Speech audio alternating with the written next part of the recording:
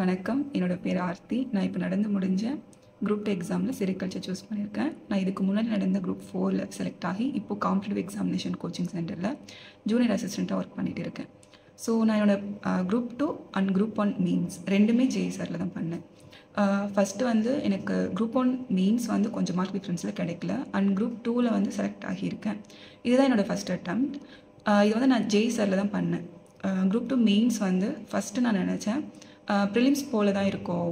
300 மார்க்ஸுக்கு அது வந்து நம்ம ஒரு ஆப்ஷன் போடுறோம், இது வந்து நம்மளுக்கு தியரி மாதிரி எழுதணும் அவ்வளோதான் அப்படின்னு சொல்லி நினச்சேன். பட் உள்ளே வந்து பார்க்கும்போது தான் தெரிஞ்சுது இது வந்து நார்மலாக இல்லை அப்படின்ட்டு. நம்மளுக்கு வந்து ஃபஸ்ட்டு பேப்பர் கம்ப்ளீட் பண்ணணும், அதுதான் முக்கியமான டாஸ்க்கே. அடுத்து வந்து நம்மளுக்கு வந்து ஆன்சர் தெரியும், பட் அது பேப்பரில் கொண்டு வரது கொஞ்சம் ரொம்ப ரிஸ்க்காக இருந்துச்சு. அடுத்து தெரியாத கொஷின், அதாவது நம்மளுக்கு தெரிஞ்ச கொஷினை கொஞ்சம் டிஃப்ரெண்ட்டாக கேட்டு எப்படி ஆன்சர் பண்ணுறது, அடுத்து தெரியாத கொஷினுக்கு எப்படி அப்ரோச் பண்ணுறது, இதுவுமே ரொம்ப ரொம்ப ரிஸ்க்காக இருந்துச்சு. ஏன்னா தெரிஞ்ச கொஷினே நம்மளால் இருந்துட்டு அந்த பேப்பரில் கொண்டு வரது கஷ்டம், ஆனால் தெரியாத கொஷின் வந்து நம்ம அப்ரோச் பண்ணி ஆகணும். ஸோ இது எல்லாமே இருந்துட்டு எனக்கு ஜேஇஆரில் வந்து ரொம்ப ஹெல்ப்ஃபுல்லாக இருந்துச்சு. ஃபஸ்ட்டு எப்படின்னா வீக்லி இருந்துட்டு 3 டெஸ்ட்டு கனெக்ட் பண்ணுவாங்க. வீக் டேஸில் வந்து 2, வீக்கெண்டில் வந்து 1.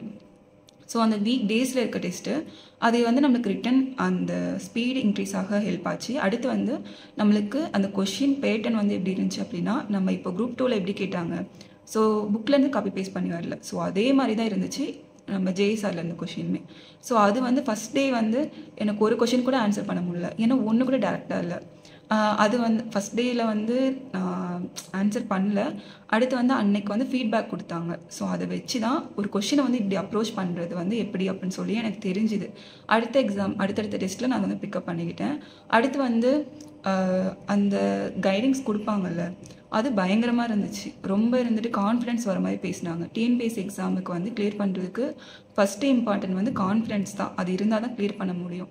ஸோ அது வந்து ரொம்ப சூப்பராக கொடுத்தாங்க. என்னோடய குரூப் 2 மெயின்ஸும் அது மாதிரி சொன்ன மாதிரி நான் நல்லா போய் பண்ணேன்.